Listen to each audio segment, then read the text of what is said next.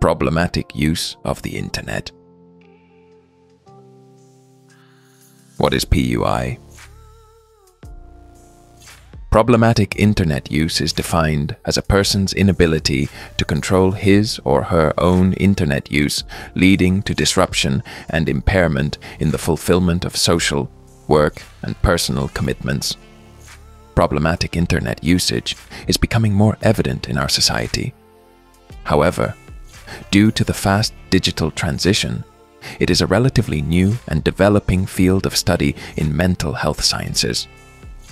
Two of the most important psychiatric and diagnostic guides have not yet completely recognized all of the behaviors that are within the PUI umbrella, ICD-11. The International Classification of Diseases is the global standard for systematic recording, reporting, analysis, interpretation, and comparison of mortality and morbidity data. This manual is developed by the World Health Organization, WHO, involving several clinicians, statisticians, classification experts, and IT professionals from different countries of the world.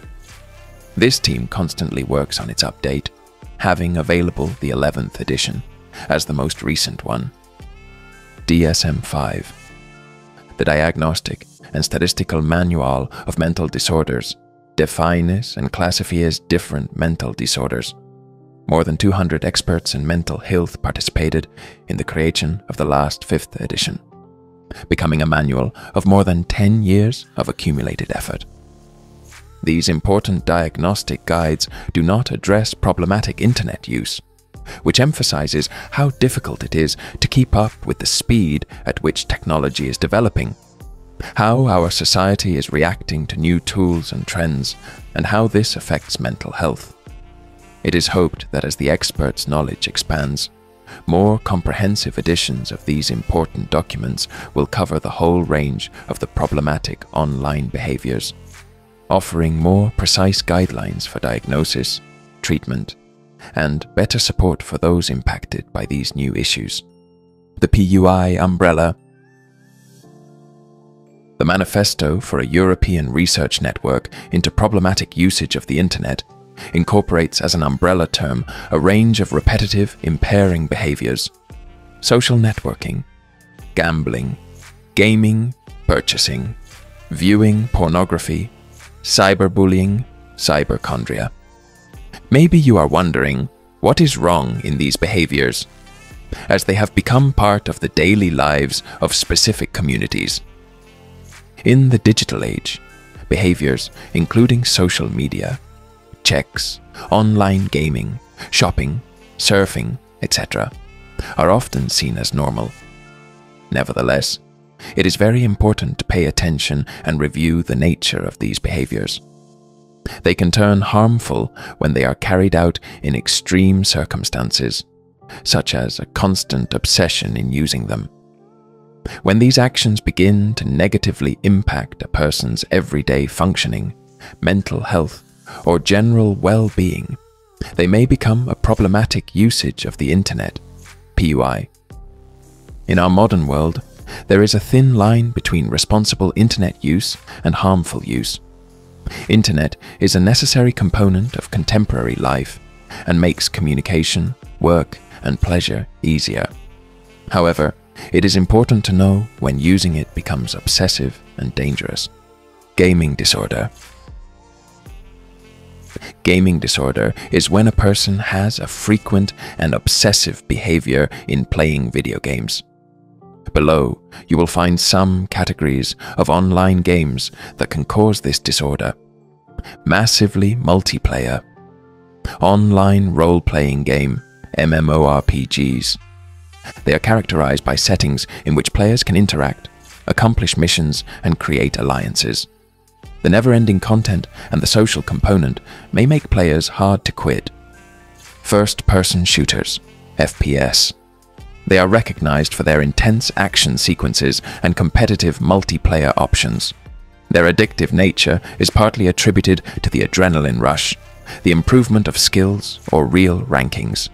Battle Royale games. These games mainly involve many players who start with minimal equipment and try to eliminate the rest of its opponents.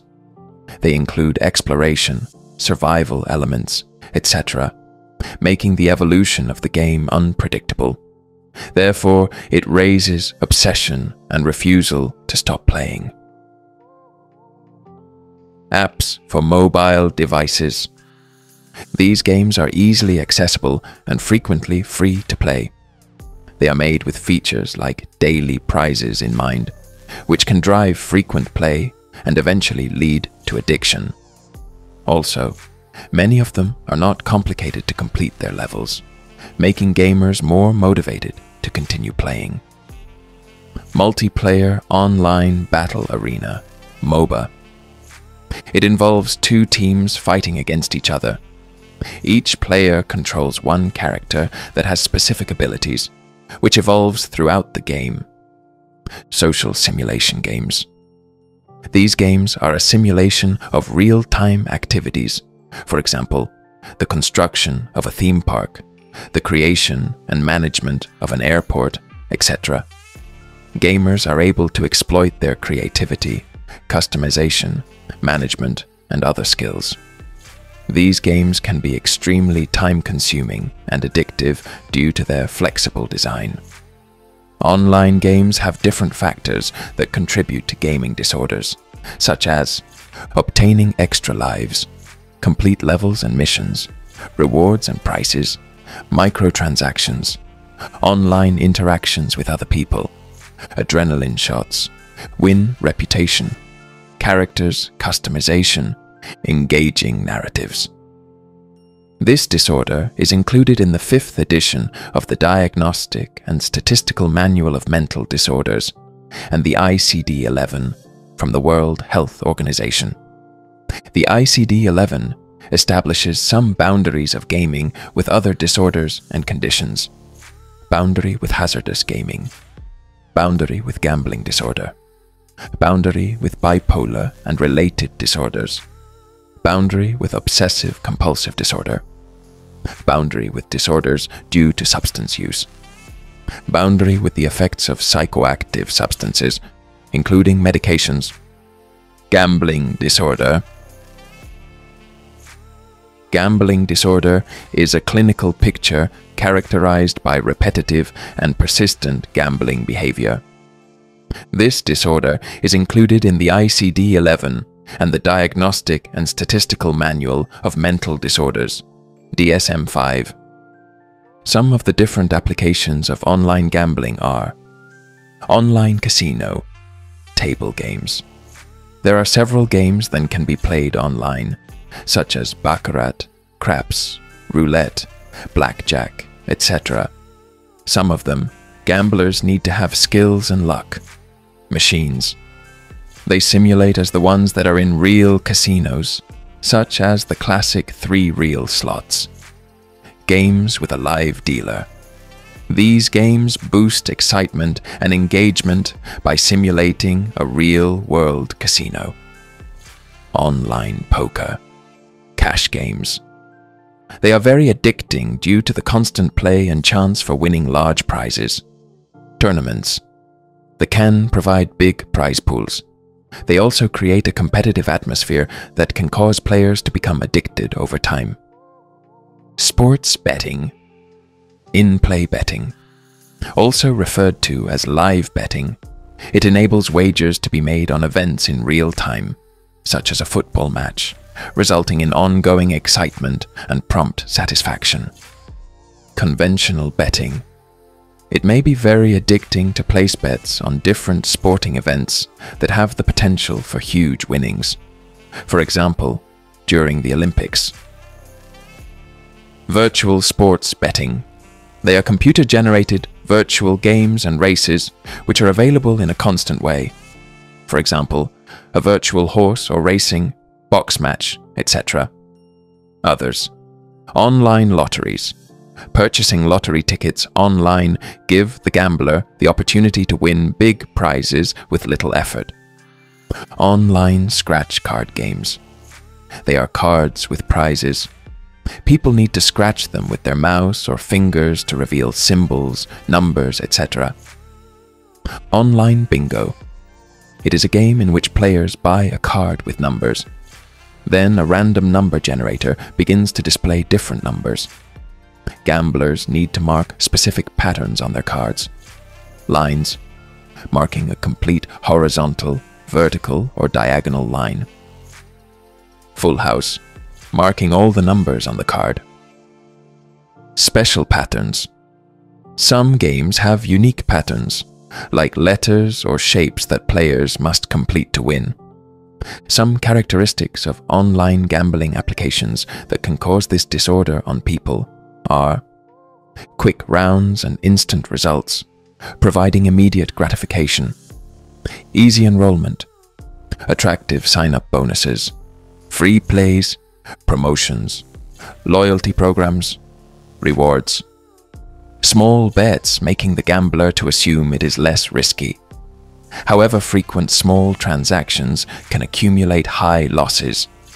Chat rooms and social features, creating communities. Easy deposits. Gambling applications that require the skills of the users create an illusion of control. This motivates players to believe that they can influence the results and get the money back. The ICD-11 establishes some boundaries with other disorders and conditions. These boundaries are similar as in the gaming disorder. Boundary with hazard use. Gambling or betting. Boundary with gaming disorder. Boundary with bipolar and related disorders. Boundary with personality disorder. Boundary with obsessive-compulsive disorder. Boundary with disorders due to substance use. Boundary with the effects of psychoactive substances, including medications. Activity. The real case of Kelly. Duration, 30 minutes. The objective of the activity is to raise awareness about the consequences of the gambling disorder. Step 1. Ask your learners to watch the following video. Kelly, a gambling addiction story. Step 2. Ask your learners to answer the following questions. What type of gambling did Kelly initially engage in? And what did she eventually move, causing her downfall? How much debt did Kelly accumulate within 6 months? And how did it escalate further? What extreme thoughts did Kelly experience as a result of their gambling addiction? What was the turning point that made Kelly to seek help? What form of therapy did the speaker undergo, and how long did it last? What activities are Kelly engaged to prevent her from gambling? Step 3. Review the answers among the group. Step 4. Conduct some reflections as a group through the following questions. Why do you think the speaker initially turned to online bingo as a form of escape? How might the transition from viewing money as a tangible asset to seeing it as just digits on the screen affect someone's gambling behavior? What role do you think the support from family or friends plays in dealing with gambling disorder? How can talking therapies and other forms of counseling help someone recover from gambling disorder? In what ways can engaging in hobbies and new activities, like walking and adopting a pet, aid in the recovery process from addiction? Purchasing. The compulsive buying shopping disorder is an uncontrolled shopping and spending, with unremitting delay in payments, accumulation of debts, and the inability to disengage cognitively or to apprehend the negative consequences of buying excesses or specified impulse control disorders. Although there is no too many information about it, it is still not recognized by the latest edition of the Diagnostic and Statistical Manual of Mental Disorders. Nowadays, youngsters and adults encounter different alternatives to buy in the digital world. E-commerce platforms. They offer a wide range of products with competitive pricing. Some of these platforms send products from the Asian market. Some others offer fast delivery options. For example, receiving the product on the next day after the purchase. Online stores, fashion and apparel stores, beauty and cosmetic stores, tech and gadget stores, home and lifestyle, luxury and design, babies and children, products, specialty stores, specialized products according to users' interests, etc. Second-hand platforms. It involves a whole community where users sign in to sell and buy their products. These practices belong to the sustainable economy. Social media marketplace. Users from social media, for example Facebook, sell new and old goods, services, or information. Discount and flash sale websites. They provide limited time offers with high discounts on specific products. Activity. The online shopping features. Duration, 30 minutes. To learn some of the features of e-commerce that might cause compulsive buying shopping disorder. Step 1. Create the following cards. Create types of online shops. Cards. Card 1. E-commerce platform. Card 2. Fashion stores. Card 3. Tech and gadget stores. Card 4. Discount and flash sale sites. Card 5. Luxury and designer stores. Card 6. Specialty stores. Create the cards with characteristics of each shop. Card 7. Several products available. I can get them in short periods of time. Card 8. Seasonal sales and constantly changing inventory. Card 9. The appeal of having the latest technology. Card 10. The urgency to buy the time-limited purchase product. Card 11. The appeal of having a luxury product. Card 12.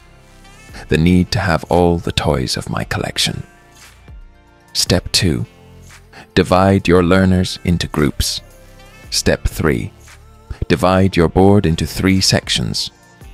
Section 1. Put the types of online shops cards. Section 2. Put the characteristics of each shop cards. Section 3. Matched side. Step 4. Each team should pass to the front and make a match with one card of the Section 1 and one of the Section 2. Correct match. If the match is correct, they tape both cards together and place them in a matched section. They will win 1 point. Incorrect match. If the match is incorrect, they place the cards back on the board, and the next team takes their turn. They will not win any points. Step 5. Review all answers. E-commerce platform. Several products available. I can get them in short periods of time. Fashion stores. Seasonal sales and constantly changing inventory. Tech and gadget stores. The appeal of having the latest technology. Discount and flash sale sites. The urgency to buy the time-limited purchase product. Luxury and designer stores. The appeal of having a luxury product. Specialty stores. The need to have all the toys of my collection. Step 6. The team that has more points is the winner. Step 7. Ask the following questions, so each group can make some reflections about this topic. Have you ever felt an urge to buy something online, even if you did not need it? Can you share an example? How do you feel after making an impulse purchase online? Do you think that there are some strategies from shops that have a direct influence in people's shopping habits?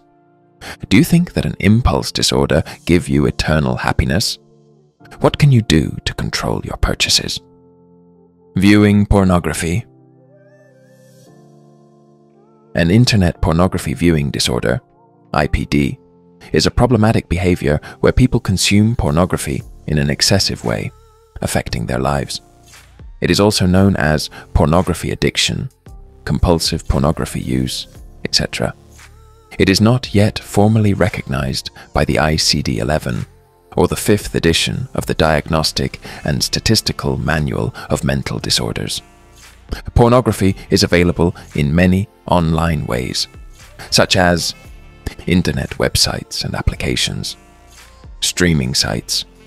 Users can stream porn content. Download sites. Users can download pornographic content to their devices for offline viewing. Social media platforms. Users can create and publish pornographic content. However, due to specific regulations in some platforms, users can share this content through private messages and groups. Pornographic subscriptions, premium websites, paid subscriptions to websites that offer exclusive and higher quality content. Community platforms, subscription services where users pay for direct access to creators' explicit content. Sharing, clouds, torrents, and other peer-to-peer networks where users share pornographic files. Private sharing, direct sharing between people via messaging apps or email. Virtual reality porn. VR websites. Websites offering pornographic videos in this format. Live cam sites. Webcam services. Users can watch and interact with live performers. Interactive features. Options to pay for online private shows or specific actions by the performers. Erotic texts. E-books. Erotic stories, novels and comics. Fan fiction sites. Communities where users share explicit fan fiction. Television. Adult channels. Television channels that through a subscription offer pornographic content. Adult DVDs. Some of the features that could engage a person in an internet pornography viewing disorder are: engaging in real-time communication with performers might result in a more customized and captivating experience. Networks on which pornography consumers communicate and exchange new recommendations. Anonymity can make the person consume explicit content in a constant way, lessening embarrassment. Possibilities to tip performers and request certain actions. Options for regular, easy payments for accessing to premium content.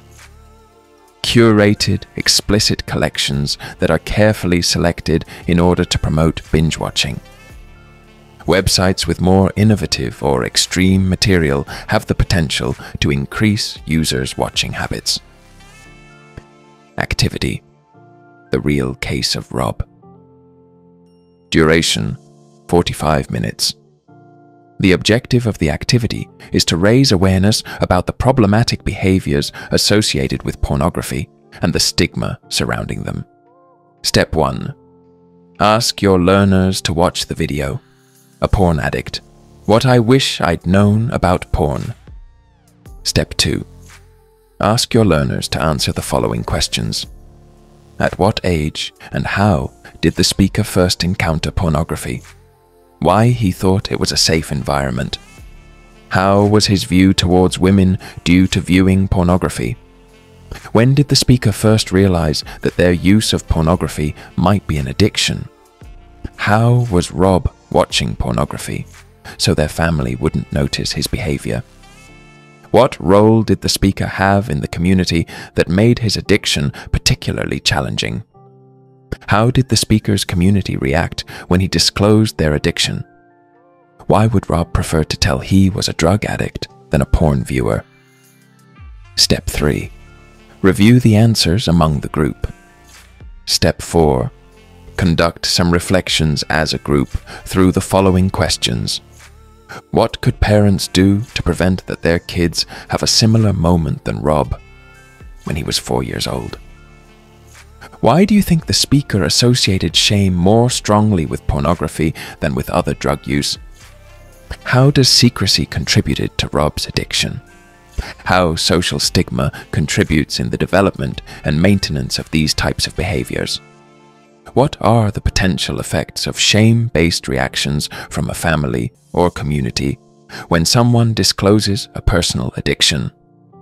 In what ways could open discussions about pornography, addiction, reduce the stigma and help individuals seeking recovery? Can the internet, pornography viewing disorder, affect our relationships with partners? Step 5. Divide your learners into groups. Step 6. With the key points obtained in the reflection time, ask your learners to create posters with important insights about internet pornography viewing disorder. Step 7. Present each group's posters and paste them around the facilities so other learners can raise awareness about this behavior. Social networking.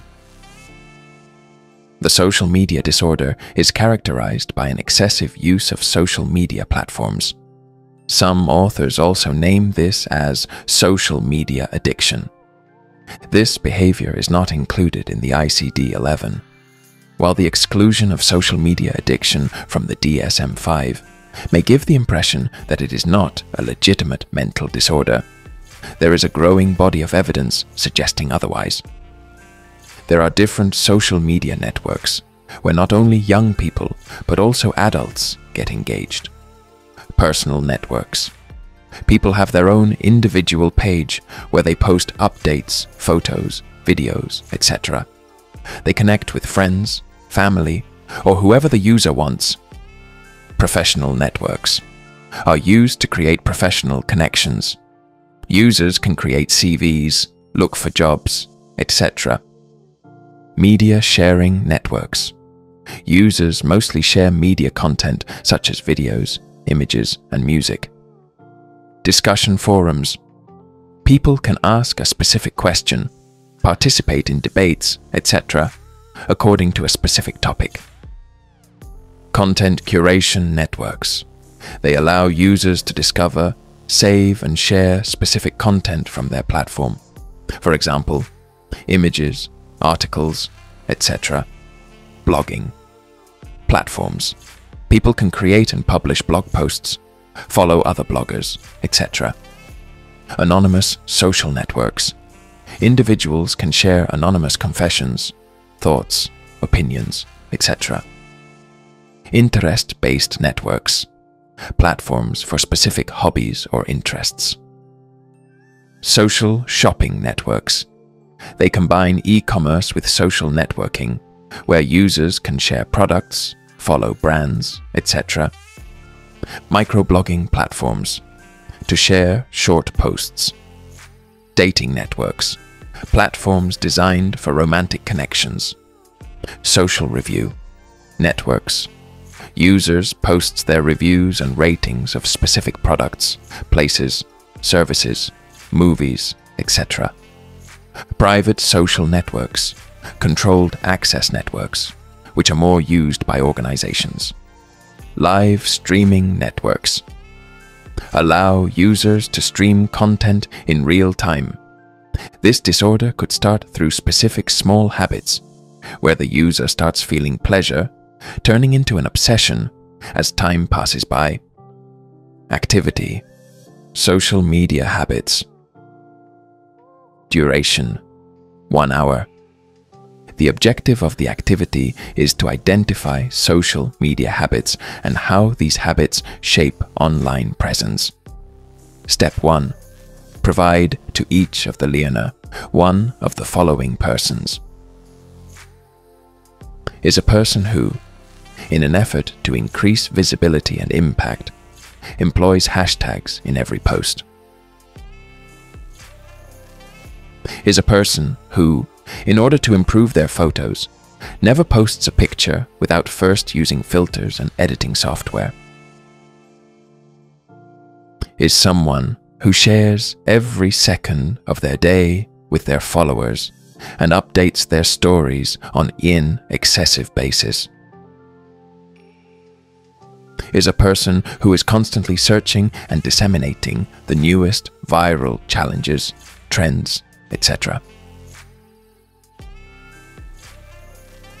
Is someone who is always checking to see how many likes and reactions they have received on their postings. They have an obsession with gaining them, but only the positive ones. Is a person who, most of the time, participates in conversations and offers advice in social media groups. Is someone who ensures that all friends participate in the conversation by tagging them in nearly every post, meme, comment, video, etc. Is a person who enjoys sharing old pictures on social media and thinking back on memorable occasions. Is a person who regularly makes and takes part in quizzes and surveys, involving their friends to answer the questions. Is an individual who enthusiastically uses social media to publicize events, whether they are organizing, participating, or only sharing the excitement.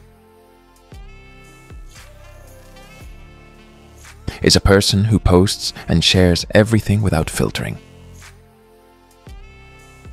An individual making a concerted effort to break through on social media by selecting content, working with brands, and utilizing well-chosen hashtags.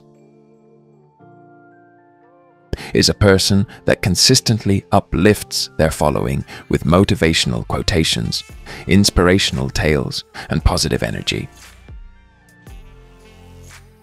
Is a person who prefers to have private talks over public posts and spends a lot of time in direct messaging.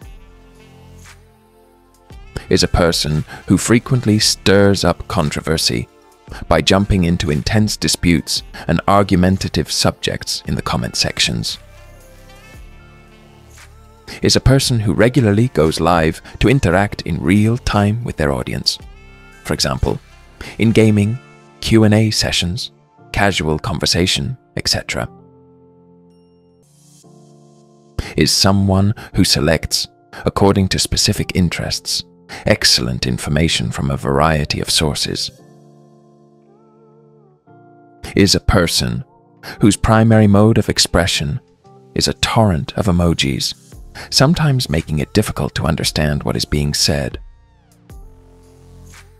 Is a person that never misses a notification and always reacts right away to messages, comments, and alerts.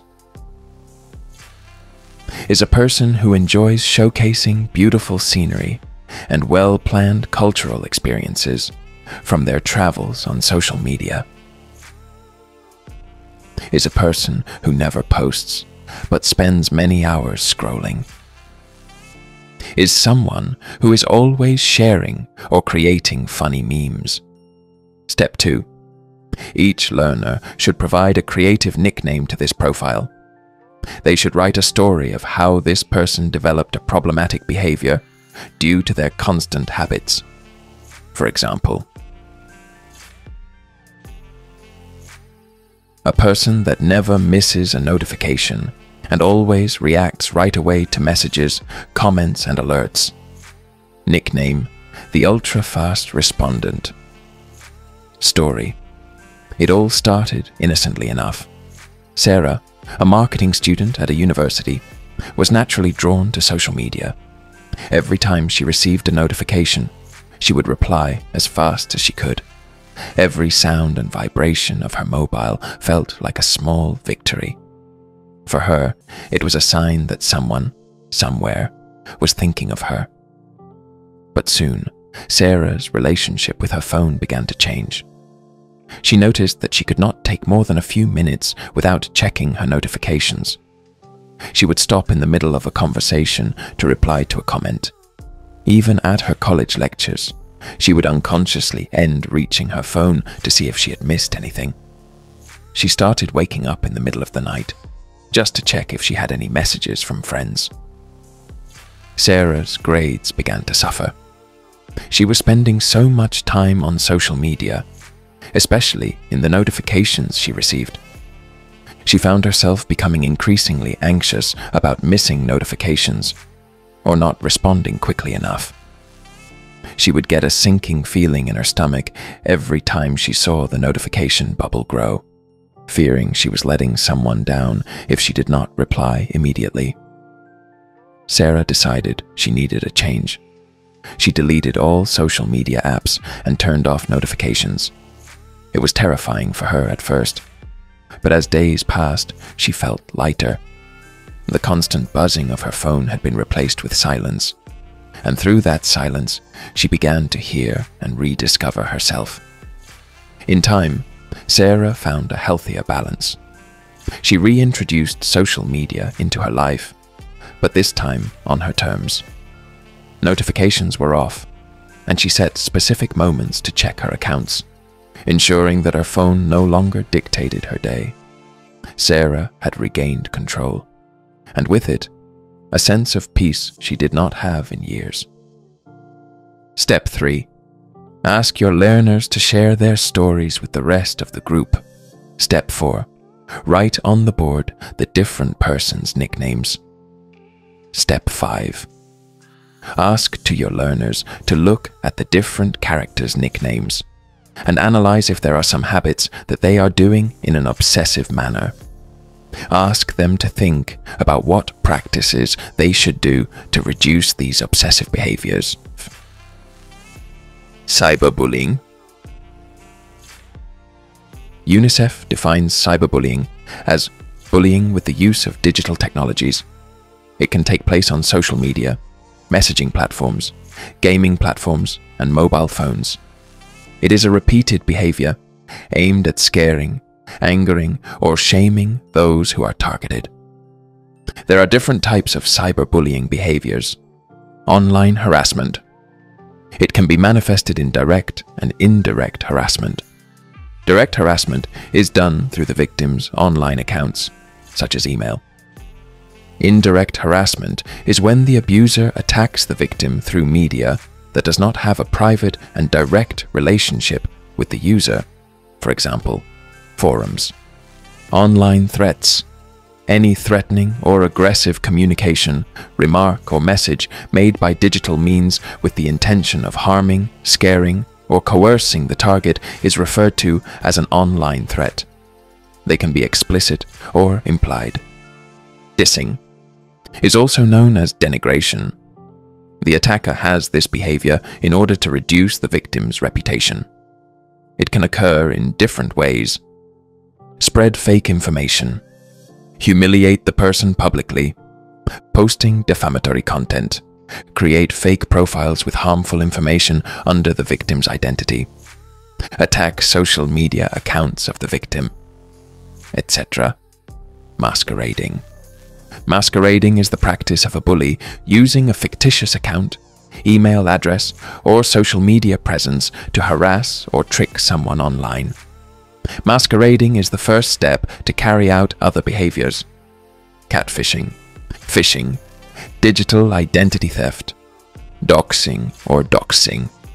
It is when the attacker reveals private and personal information about the victims without their permission. Outing. It is when a person discloses the victim's gender identity or sexual orientation to cause harm. Online exclusion.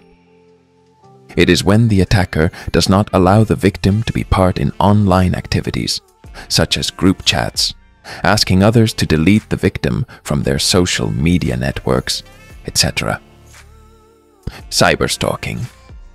It is when a person has a compulsive monitoring, control, and harassment of the victim through online tools. Electronic insults. When the attacker insults their victims through flaming, trolling, and other practices. Happy slapping. The Cambridge Dictionary defines it as the activity of attacking someone and filming the attack, especially with a mobile phone. Sextortion is also known as online sexual coercion. It is when the attacker obtains online sexual content from the victim through different strategies, such as threats, tricks, etc. Cyberchondria. Cyberchondria is a problematic or unhelpful behavior pattern that describes excessive or repetitive online health-related information, searching related to an enhanced level of health anxiety. Cyberchondria sufferers frequently are involved in compulsive internet health research, spending a huge amount of time searching for symptoms or health diseases. They visit excessively websites, forums, or medical databases to look for a diagnosis. People's anxiety increases with the amount of information they read about possible illnesses that match their symptoms. Also, some of them have a tendency to envision the worst-case situations, intensifying unnecessary feelings of fear, tension, worriedness, etc. Some of these scenarios are: common cold becomes lung cancer, headache leads to fear of a brain tumor, skin rash and fear of Lyme disease, heart palpitations lead to fear of a heart attack. Some people with hypochondria try to self-diagnose in an attempt to find answers. They could even manage to persuade themselves that they have an uncommon or dangerous condition based on the information available online. When they are convinced about their illness, they may question the validity of a doctor's diagnosis or words of comfort, thinking that something important has not been looked properly. This distrust can result in increased worry and an ongoing cycle of searching further. Furthermore, these lack of confidence can make them look for extra opinions from doctors, as well as having extra tests, putting their finances into high risks. Activity: the diseases for one symptom. Duration: 45 minutes. The objective of the activity is to provide learners knowledge about hypochondria, its development, and the value of using critical thinking when looking for health-related information online. Step 1.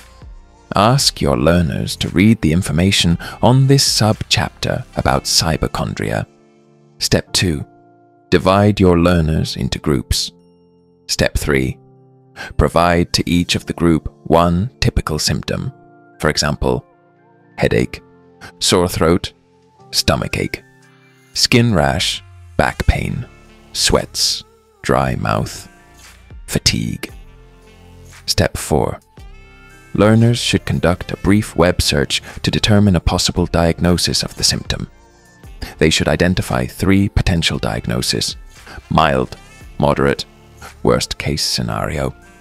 Motivate them to be realistic for the normal diagnosis and creative for the worst case scenario. Step 5. Every group should present the 3 diagnoses. Step 6. Make some reflections together through the following questions. How easy is to find several diseases for the same symptom? Do you think this can cause confusion? How easy is to find out a wrong self-diagnosis? Why can people with hypochondria have unneeded anxiety? What might be the consequences of believing the worst-case scenario? How did you feel when you found out the 3 different types of diagnosis? Why critical thinking is important when we search for medical information to match a symptom. Remind learners that although the internet may be a useful resource for health information, it should only be used carefully and in combination with a medical professional opinion.